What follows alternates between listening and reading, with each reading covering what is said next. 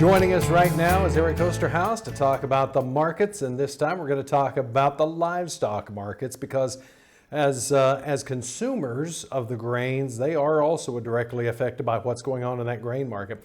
Let's start over here in the feeder cattle market. First of all, Eric, we saw stuff just kind of bouncing around that 139, 140 level. Now we're down in the 134s. You can tell that this corn market has got this feeder cattle market. I don't want to say nervous, but maybe just alert. What do you think?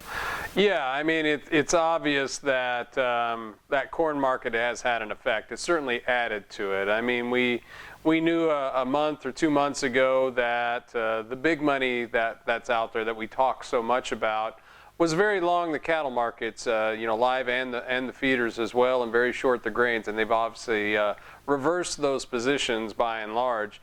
And with all the uncertainty on corn, it's real easy for one of those traditional spread trades out there, which is, if corn's moving higher, feeders are moving lower. And it really seems like that's really what's going on, especially since we don't have a whole lot of real positive things going on in the fats market as well. So again, the combination of those two things certainly has the feeders' attention, let's just say.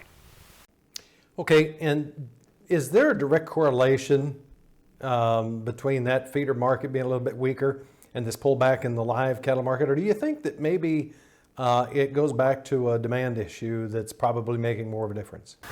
Well, ultimately, I think it's more of a demand issue. I mean, things eventually, once you peel away all the fun of the fun of all the fun trading, let's just call it, and some of these correlations that are important for a little while but long-term kind of tend to fall apart.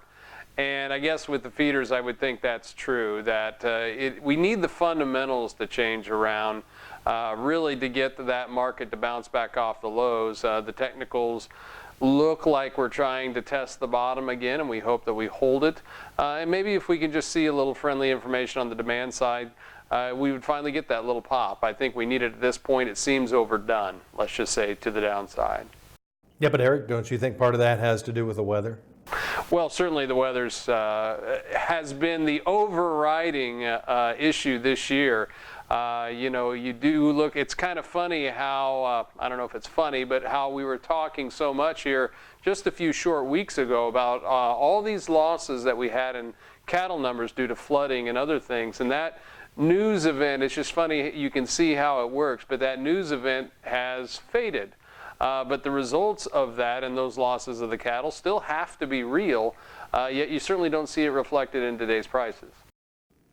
What have you been hearing from feed yards? Has all of this wet condition really caused a difference? And I don't mean so much as stomping around in the mud and everything else, but as far as pasture conditions, is that keeping some of these cattle out on pasture longer and out of feed lots a little bit longer?